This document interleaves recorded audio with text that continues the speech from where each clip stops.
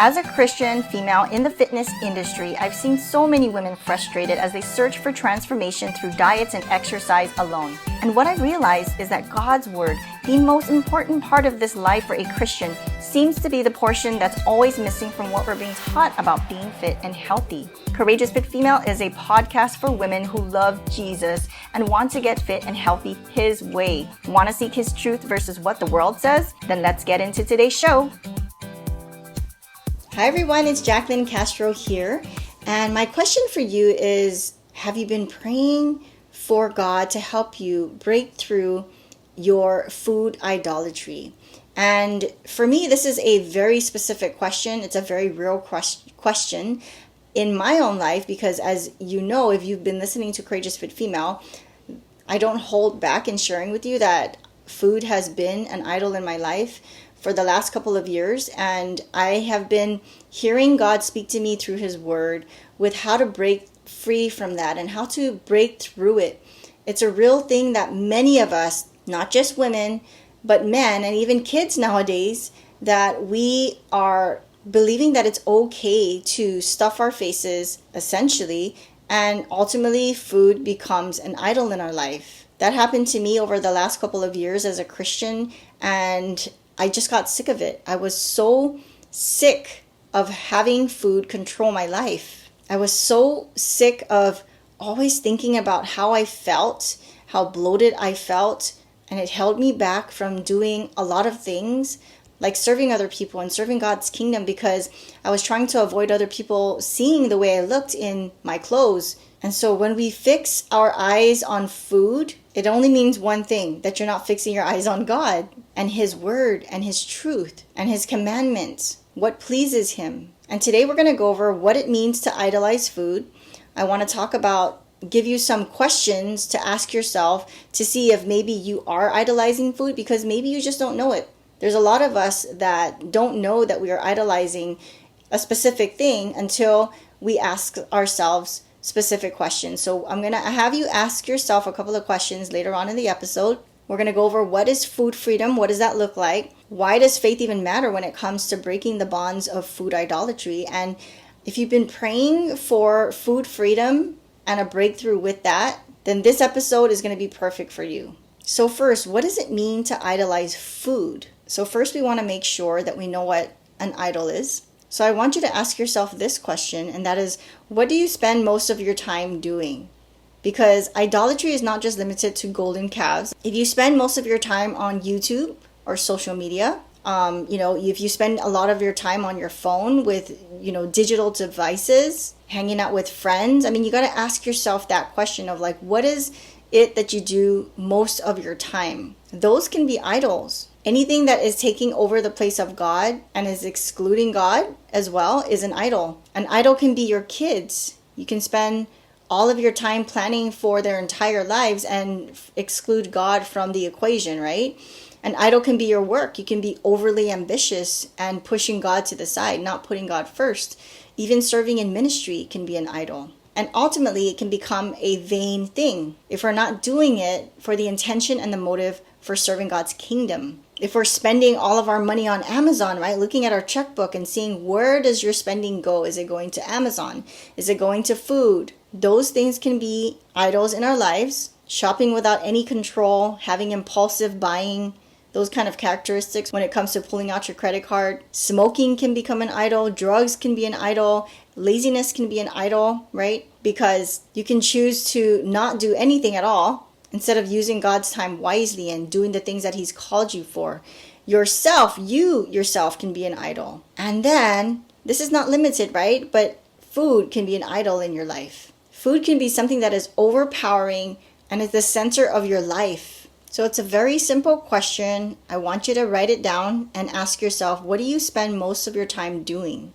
And be honest and evaluate, is that thing taking the place of me learning and getting and spending more time with the Lord? Can I admit that this is an idol in my life? All over the Old Testament, we know that God says over and over again, He makes it clear to not seek, to not serve, to not make idols for yourselves. I just read in 1 Kings chapter 11 about Solomon and how he had 700 wives, 300 concubines, and he was filthy, filthy rich. It was unimaginable how much he had stored up. Everything from horses to chariots to golden cups for his servants throughout his palace. I mean, back in that time, silver was worthless, so he had stones made out of silver. People were coming to visit him from all over the place to give him gifts. We know that Solomon is the wisest person, right? Like, he asked God to give him wisdom, and God gave him wisdom. God told him specifically, I will give you wisdom, but I'll also give you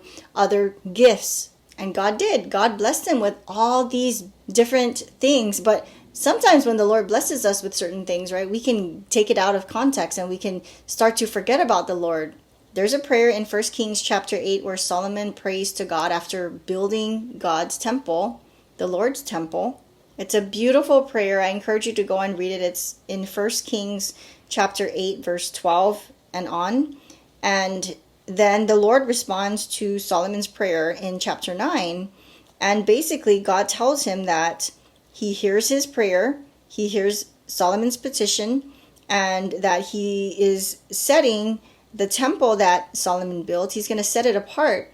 And the Lord tells Solomon, I will always watch over it, for it is dear to my heart. And the Lord tells Solomon, he goes on to say, as for you, if you will follow me with integrity, this is verse 4 in 1 Kings chapter 9.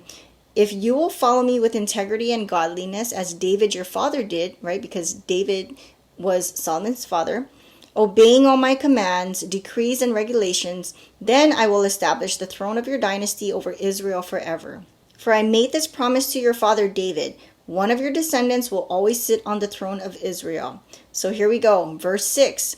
But if you or your descendants abandon me and disobey the commands and decrees I have given you, and if you serve and worship other gods, here we go, then verse 7, then I will uproot Israel from this land that I have given them.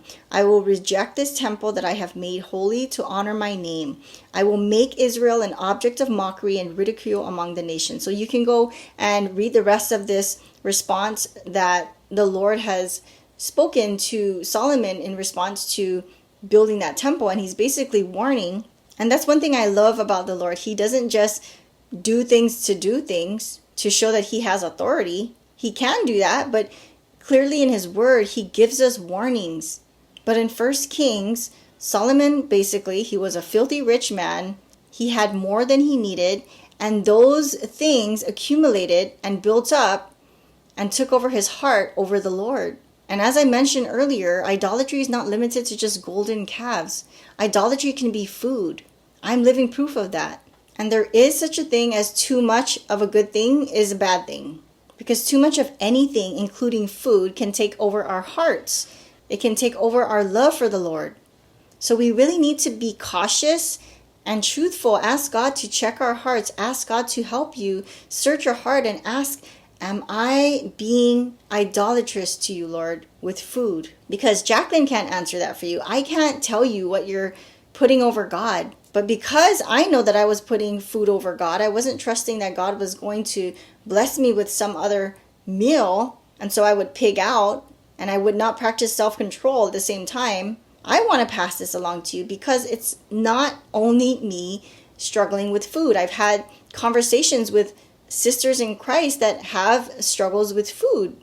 And I've previously also mentioned that I know of other Christian women who are also making six figures with their businesses, and they have control in that specific area of their life, with their marriage, with their finances, with their work, with their parenting, with their marriage. But when it comes to food, they have no self-control. And many times we deceive ourselves into believing that we have things under control. So we need to first admit and ask ourselves, what do we spend most of our time doing? So write that down. And here are now 2 questions to ask yourself, to ask if you are idolizing food. Number 1 is, do you love food more than God? Now, I know that sounds like a far outstretched question to ask yourself, but if someone asks you or offered you, now I came up with this question because I was encouraged by one of my spiritual mentors. Her name is Ashrita Chuchu. In her book called Full, Food, Jesus, and the Battle for Satisfaction. Go out and get the book. She also has it on Audibles. But I specifically remember a story at the beginning of the book where she shared about a time where she was trying to get healthier, and so she was on this diet. And one day when someone brought cookies to her work, I might be getting the story a little bit wrong, but basically she was struggling to not eat a chocolate chip cookie or something. And she heard the Lord, not audibly, but she heard God say, "Do you love that cookie more than you love me?" And she's like, "What? God, of course I love you. Of course I would choose you over the chocolate cookie." And then she had to do a heart check and say, "But I really want the cookie. God, I really want that chocolate chip cookie." And insert whatever that is for you. It could be coffee. It could be a bag of chips. Like for me, I'm raising my hand because it's a bag of chips for me.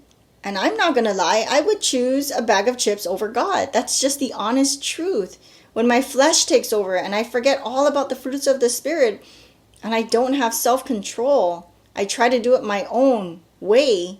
Essentially, I just chose the bag of chips over God. Remember, we are human, right? And so there's no man that seeks God. There's no one that seeks him.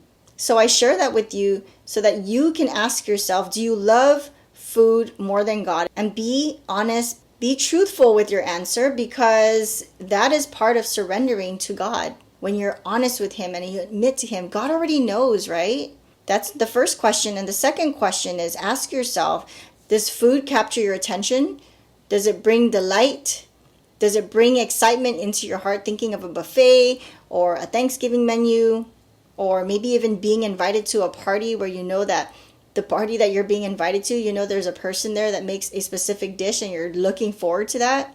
Again, number 2, the question is, does food capture your attention? So write those 2 questions and have a heart-to-heart conversation with the Lord. Ask him to help you to write down the truth. Again, that's the only way you're going to surrender to God, is when you're honest with him, not when you're fighting with him and you're trying to conceal the honest truth. Okay, so those are the questions. Now we're going to talk about what is food freedom, and we're going to go over what is food freedom and what is not food freedom. I'm going to start out with what it is not. So food freedom is not when you're at the point of feeling this fear of falling on your face because you messed up at the table. Food freedom is not having to feel confined to just eating boiled breast and broccoli. Food freedom is not daydreaming about chocolate chip cookies. Food freedom is not planning on starving yourself before a party just for the sake of a gluttonous appetite. Those are all real things. Those are all true for many women, including myself. Now let's go over what food freedom is. Food freedom is, and what does it look like, is being okay with eating a slice of pie, being okay with eating chocolate chip cookie, saying yes when your sister bakes home-baked muffins. And food freedom is having thoughts of food as fuel and physical energy versus saying that food is the devil. Because food is not the devil. Food is not the enemy. But the enemy does know how to use food as a stronghold in our lives. So those are just some things for you to think about when it comes to what is food freedom, what does it look like, and what does it not look like. So if any of those stood out to you, take note of that, because you can absolutely turn any of those into a prayer and ask God to help you with food and having him help you to break through with this food idolatry. Now, why does faith matter when it comes to breaking the stronghold of food idolatry? Obvious reasons, right? Because you cannot do it by yourself. You're human. You are insufficient. You are limited. And you're just not enough. None of us are enough. If we say that we're enough, then Jesus just died on the cross for no reason at all. But we are not enough. But God is supernatural. He is almighty. He is omniscient because he is God. Faith matters when it comes to breaking the stronghold of food idolatry, because you have tried the diet. You have tried the weight loss shakes. You have tried the meal plans. You have participated in challenges, food challenges, exercise challenges. Maybe you signed up for an exercise program, but none of that incorporates faith. So I'm telling you that if you have been praying for a food freedom breakthrough, let me help you ease the process. That's exactly what my Faith and Food Freedom Foundation is all about.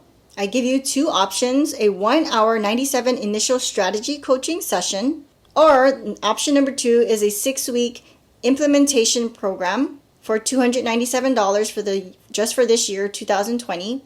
So if you've been trying to do it by yourself, if you have been feeling confined to just eating broccoli or having this mindset of, I have to eat salads for lunch every single day for the next 6 weeks, if you have this belief that you can just have your self-will and food tips here and there to bring you through the result you're after, then no wonder why you're feeling frustrated, because you're not approaching it in a faith-led way. And that was me. I was signing up for programs. I invested in coaching. I did all the things. And so I totally get it. I was searching. The problem with that is that I was searching in all the wrong places. It was only until I stopped, I admitted my failures to God, I confessed my idolatry of food to the Lord. And that was the only thing that helped me to break through my food idolatry. So let's do this, ladies. If you need help to ease the process, email me right now at jaclyn@courageousfitfemale.com. That's Jaclyn, Jaclyn. It's okay to eat the cookie. It's okay to eat the muffin. Food is not the enemy, but faith matters when it comes to breaking the stronghold of food idolatry. And I get it. It takes courage to take the next step. It takes courage to raise your hand. And I'm praying for you that you would surrender to God the control that you're holding on to, thinking that you can do things your way. He has equipped me to help you. And through my own struggles, I want to help you to get unstuck with yours, and especially with food. So ladies, the Faith and Food Freedom Foundation is for you. Again, 2 options, the $97 or $297 package. 1 hour or 6 weeks, you choose. Email me today at jaclyn@courageousfitfemale.com. Let's get you closer to the breakthrough of food idolatry. Thanksgiving is this week. Christmas is just around the corner. We're always going to be surrounded by food. So what are you going to do when you're faced with that temptation? Let's create your personal action plan. Stop thinking so hard about it. You definitely want to pray to God, take it up with the Holy Spirit, and receive His discernment on what action step to take next. I'm praying for you, ladies, and until the next episode, I'm so glad you stayed to the end. Again, the price of $297 is only for 2020. So take that price, and if you have any questions, I'm just on the other side of the email. And until the next episode, for His honor and for His glory, stay courageous and fit.